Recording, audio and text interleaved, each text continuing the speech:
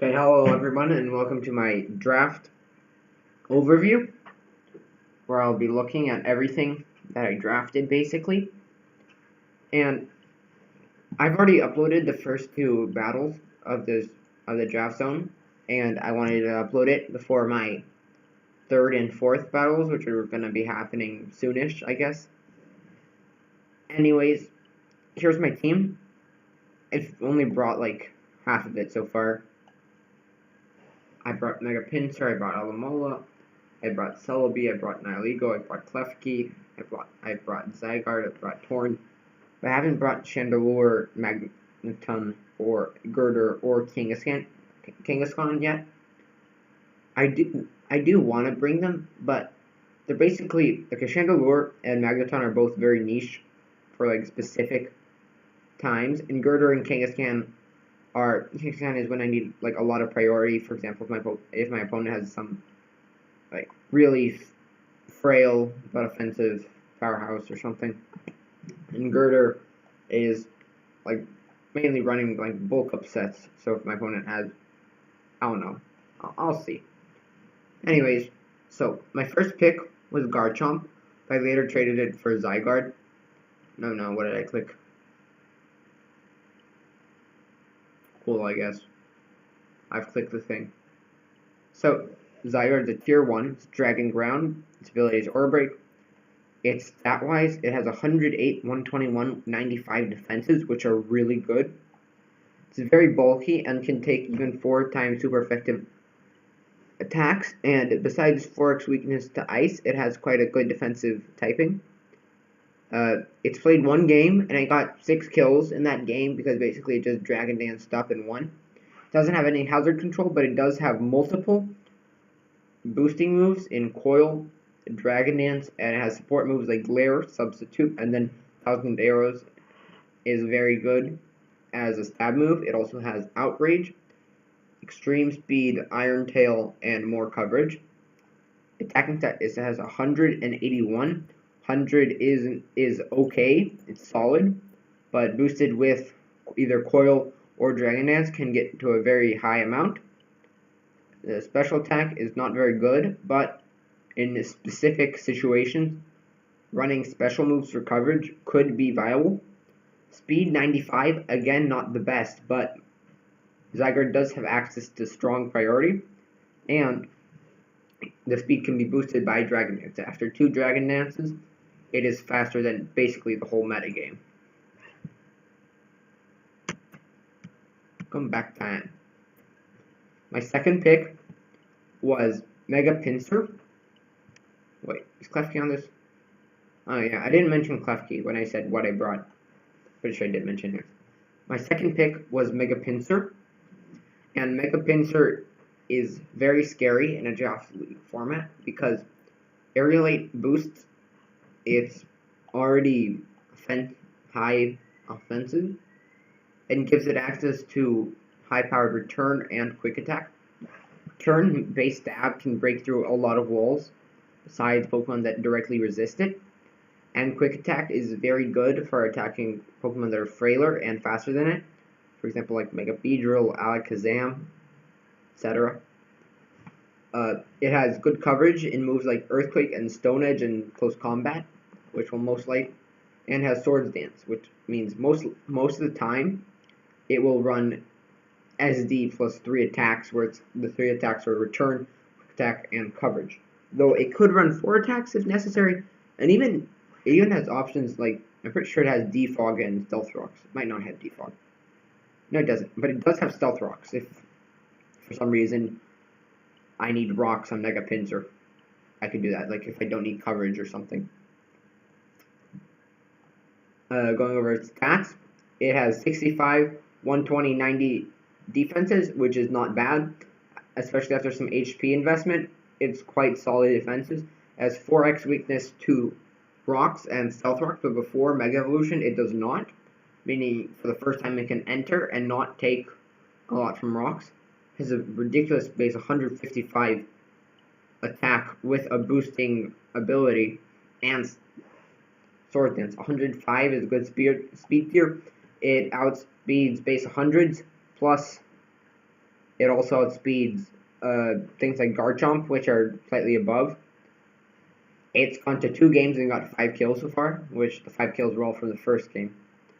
Next up, at this point I basically forgot which order.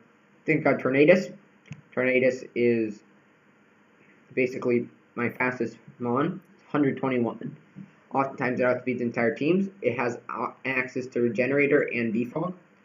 Its defenses are 79, 80, 90, which are decent, but with investment it can be quite good. It has a pure flying defensive typing, which can be very good physically. It can be used as a bulky pivot. It can be used for offensive Z with Flying Z and Hurricane. 110 special attack, 100 attack are both good. AV, Rocky Helmet, it has many options, very good pivot. That's it, really. After that, I have Klefki. I'm just going to go by order now because I forgot what order I picked them. Klefki gets Prankster, which is really good. It means all status moves have priority, besides against dark types. You can't status a dark type if you're using Prankster, since Gen 6, where Prankster was nerfed. Or Gen 7, I forgot. Anyways, Spikes and Defog are not affected by this. Or Screens. Well, the nerf, but you can't like Thunder Wave or Toxic a dark type. It also it has Spikes and Defog, which brings my total Defoggers up to 2 and gives me 3 different types of hazards, which is very nice. Its defensive stats are 87, 91, 57, which aren't actually the best, but it has a really good defensive typing in Steel Fairy, which might be the best defensive typing in the game at the moment. Besides maybe like Dragon Fairy. Very good defensive typings are ones that are immune to a weakness of another one. For example, Steel is immune to Poison, which is a weakness for Fairy. And it has a ton of resistances. It has like at least 7. I'm not sure how much total.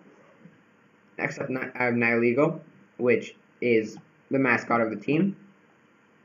Nihilego does have a quad weakness to ground. I have a lot of Mons with quad weaknesses. Nihilego is quad weak to ground, Celebi quad weak to bug, and Bangton also quad weak to ground. And what else? Pinsir quad weak to rock. Zygarde quad weak to ice. It's kind of bad, but I mean, honestly, it's after a while it doesn't become much of a problem because people can't run HP ground and HP ice and HP bug, so they can't really hit everything at the same time. But it is kind of a problem. But at the same time, these things are lower tier because of their quad weaknesses, making them easier to get. Or some are just, or Magneton, I'm not going to keep it in on a ground type. That's the thing. I'm not. So, not really even a problem. Anyways, Nihilego, it has Beast Boost, means it can sweep with plus speed or plus special attack boosting Beast Boost. 109 HP, 47 defense, 131 SPDF. Its special defense stats are great. Defenses are lacking, but with investment it can be quite defensive, quite tanking, and it can take neutral hits decently on the defensive side because it still has a good HP. Not the best, but it's still not the frailest. 103 speed is basically like Mega Pinsir. It outspeeds base hundreds and things like Garchomp, but it could be better. Choice Scarf on Nihilego is quite nice. It's also a Z move option as well as Torn. It can run Z Thunder, Z Sludge Bomb, Z Power Gem, Z Grass Knot. There's a lot of options for Z moves. 127 special attack is great. 53 attack is abysmal. You really shouldn't use it. Besides like Foul Play, I had Foul Play Nihilego for the second round because it hit Metagross, very, very good. Foul Play uses your opponent's attack stats, so that doesn't really count. Next up is Celebi. Celebi is a rocker.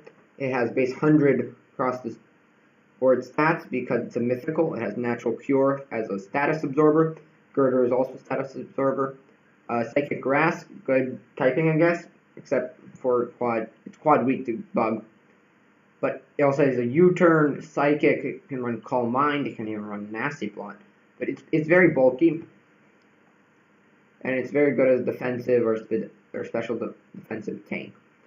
A Chandelure Flashfire is great because I have 3 Fire Weak Mons, and I only have, well, 2 resist, but you don't want Zygarde. No, wait. What was I saying? Nothing. Anyways, Chandelure, if Scarfed, it can really make your opponent think about like flamethrowing a Mega Pinsir because you can just go Chandelure and get a boost, and 145 special attack is really, really scary. Infiltrator is also good if it has something like, I don't know, anything like that uses Subseed a lot. Very annoying. Chandelure shuts those down. What else? Nothing really. It's tier 3 and it was really good. Oh yeah, about Celebi. Almost everything here was part of my draft plan. Celebi, I actually wanted Tangrowth because Tangrowth is honestly just better than Celebi, no offense, but AV Tangrowth is really good. Generator is really good. I didn't have as many rock options, but my original plan was Garchomp Tangrowth, but once I got Celebi, I really didn't need Garchomp as another rocker, so I could trade that out. It worked out okay. So then I have Alomomola, which was supposed to make a Regenerator core with Tangrowth, but even by itself, it's good with Tornadus, so I have dual Regenerator.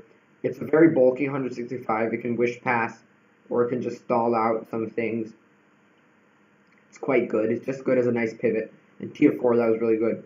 Magneton is to trap steel types that could be a problem for Torn, Nihilego, Mega Pinsir. They all have trouble with occasional steel types, certain ones.